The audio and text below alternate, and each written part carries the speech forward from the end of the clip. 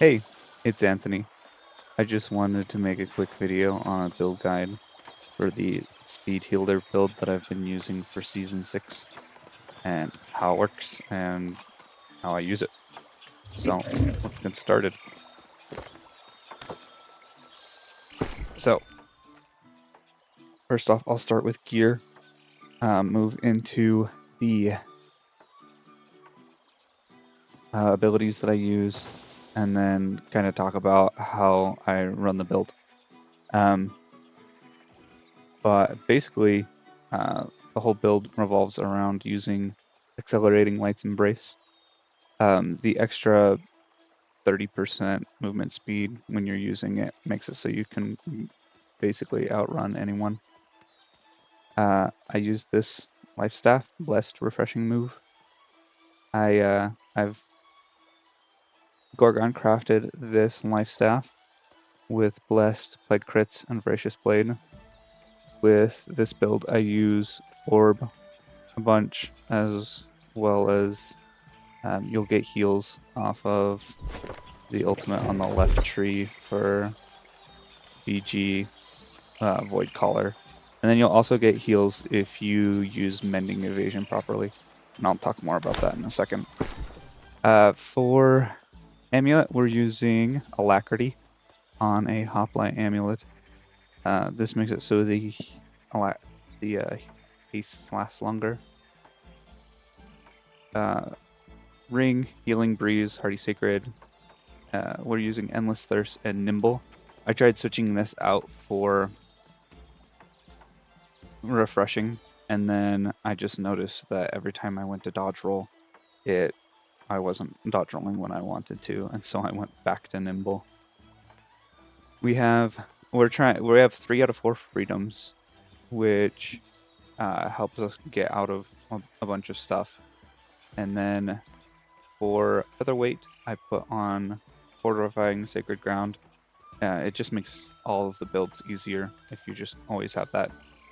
People say if you don't have Sacred Ground, you're not a healer. So I just run that on all of my builds. I've crafted this from the Halloween event. It's got Freedom Enchanted Health.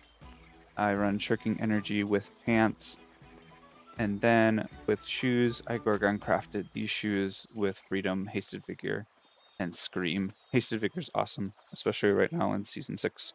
Everybody's using dots, and if you're running away at 30% move speed and you've got a dot on you, you're running at 40% move speed, so it makes the build super fun. Alright, let's get into weapon trees. For Life Staff, this is what I've mainly used for pretty much the whole season. Depending if you're running with a group, this is how I run it. And then if you're running solo, I run it a bit differently. So I put one perk into Splash of Light, and that's for like dungeons and raids. It just makes it easier to keep everybody up. Yes, you're not getting that debuff removal, but it's just easy to just slap it on instead of Beacon. We're using Light's Embrace. This is amplified by a number of different things. Essentially, normally this is how I'd run it for the most part for the entire season. You'd want it to look something like this. This is pretty much how I would run it normally. Actually, I want this perk right here. But basically, you want to get to the bottom of the left tree to grab Magnify. This last point I usually put in balance, but we want Spirit United to amplify. Let's embrace it. So,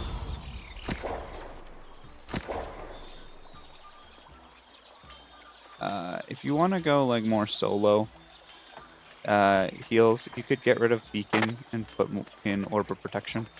This makes it so you can cast Fortifies on yourself. The bummer about this is, in order to get the heal on yourself without just casting it straight on the ground, you gotta like shoot it at somebody. So you have to heal an ally in order to get this. This might be really super cool next season in Season 7. to use Orb of Protection with that new life staff. So I'm sure people will be using that because what you'll do is you'll just put the you'll get stacks of like a heal, like a buff, and then you'll use a heavy attack and Coastal Touch, and it will apply like a absorption. That's how the life staff will work. Anyway, um, this magnifier right here makes it so it extends all buffs, and technically, uh, the haste accelerating Light's Embrace is a haste, and so it'll extend it another 2 seconds.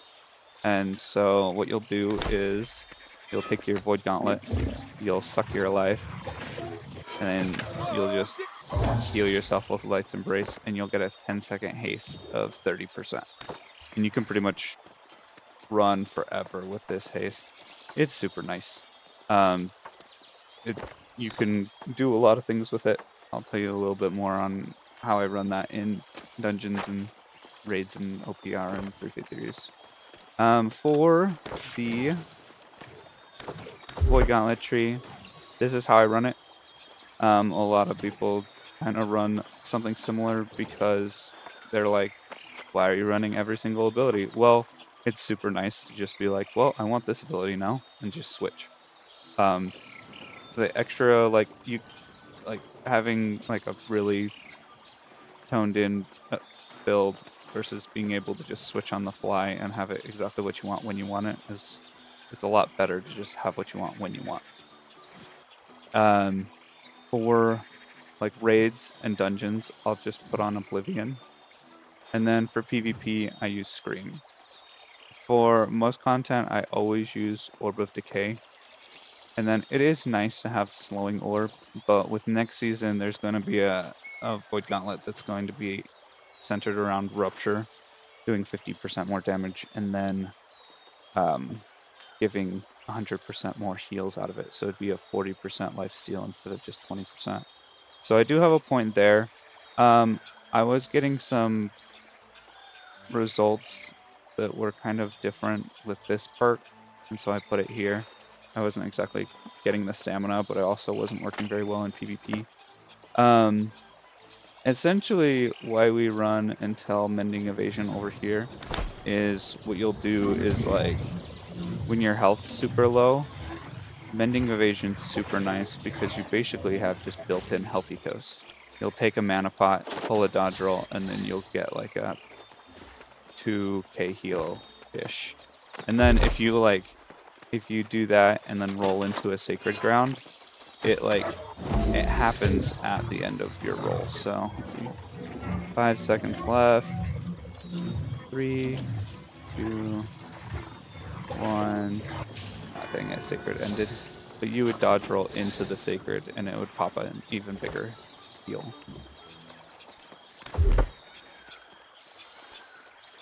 Continue on. We run Deadly Range just because it'll amplify these. This perk could potentially go here, but it doesn't do as much. You could have put a point here, but like essentially your Void Blade's going to be off cooldown pretty quickly, so you don't really benefit from this perk. Next season, I bet you a lot of people are going to run Essence Rupture and Tether with that new Void Gauntlet. You'll hit somebody with Tether, you'll have slowing Tether on like an armor piece, and then you'll like roll in and then hit them with Essence Rupture, and just continue attacking them. A lot of people will probably pair it with Inferno and do something like that. All right, so talking a little bit more about how you would run this in dungeons or raids and things. People might question like Light's Embrace not hitting hard enough. The thing that's cool about Light's Embrace is if you're like keeping up like a tank, Healing Breeze technically counts as a buff. So you can get Light's Embrace to hit harder than a Divine Embrace.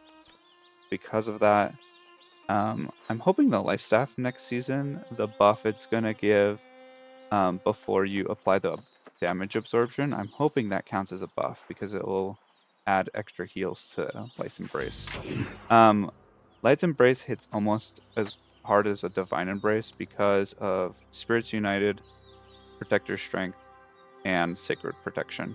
Each of these count towards the 20%, so it'd be like 100, 120, 140 versus the 120 of Divine Embrace. So just having these three make it hit pretty much as hard as a Divine Embrace.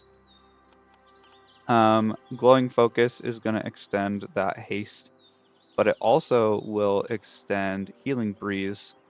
And then if you hit yourself with Healing Breeze, it'll also get increased in duration because of this 200. So the way that we're able to hit the 10%, 10 seconds of haste is we have 20% here. That'll increase it, the time frame. Then we got, in Life Staff Tree, we also get 20% here. You technically don't even need this if you have Alacrity on your amulet. You could just take Magnify, and then you can take Glowing Focus and put it in balance. And then if you get hit while you're below 50% while you're running, and then Hasted Vigor kicks in, and then you're running the 10 per seconds of speed, then you're running at 50% speed, and you can just like really zoom away. In OPR, I run this a bit differently. Sometimes I run this build where this build has a bit different stats.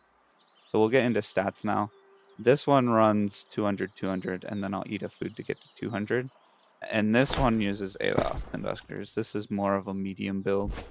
The build I usually run with, the stats that I'll run is 200 con, 300 focus, and then I'll eat a food to get to 150 int. A lot of people like to run the build with 200 intelligence, and that gives you a good like pump in damage, but like it's not worth losing this fortify and your heal's not healing for as much. I've always found that this is the best build for like 3v3 arenas and pretty much all of the content. With the 150 intelligence, you're hitting pretty hard. And the problem is eventually you run into a magnify issue. And in order to get through that, you're going to need one piece of a different stat, either not focus. So you'd need either an int piece or a con piece. This was the easiest piece to like pick up as far as it goes. With one 700 piece, you're still able to hit the thresholds. You'll get to like, you could get to 2 here, and then you just eat a 48 food to get to the next like threshold. Other than that, you're gonna have to run 725 gear in the rest of it in order to hit this stat spread. In OPR, the way I like to run this build is you main ball. You'll main ball it, be throwing heals down the center inside the little fort. And then what I like to do is put Sacred and Beacon right in the doors and basically block people out from the doors. And when you're blocking, you can block pretty much everything in the game. It'll still do it'll still do damage to you, but it will also do stamina damage. Blocking's super like strong right now, to where if your shield's broken, you just walk backwards, take a pot, and then you can just hit yourself with Accelerating Light's Embrace, run around on the inside until like you're pretty much good. Maybe take a mana pot, pull a dodge roll while you have VG on, and then you can go back and then hold down the door again and basically block your way through. And then you just keep on blocking your way forward through everyone. And then if people are able to take center, then you can go back cap. And what I like to do is basically just run in circles around the top of their fort. And they'll just try and shoot you, and you'll just run around, and you'll be able to like continuously sustain yourself through just walking around the top of the fort. I have videos of it. I'll be putting up a little bit more about it. Let's see if there's anything I haven't covered. I think that's pretty much it. Thank you for watching the video. If you have any questions, leave some questions down below. I know I was all over the place in these menus, but lately I've been running the Brutal Heart Rune of Primal Fury. What's super cool about this is when you're jumping, you're going as fast as like a horse sprinting. And so like when I'm overwhelmed or something, what I'll do is I'll grab a pot so I get the fortify buff, and then I'll throw down an orb of decay, and then I'll go Primal Fury mode, and then the healing from orb of decay, and then like taking a pot. I usually take a regen pot.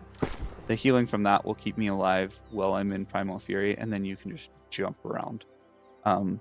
The heavy attack from it will also like knock people to the ground, and so you can just heavy attack at somebody and then claw them a little bit while they're down, and it does a pretty good amount of damage.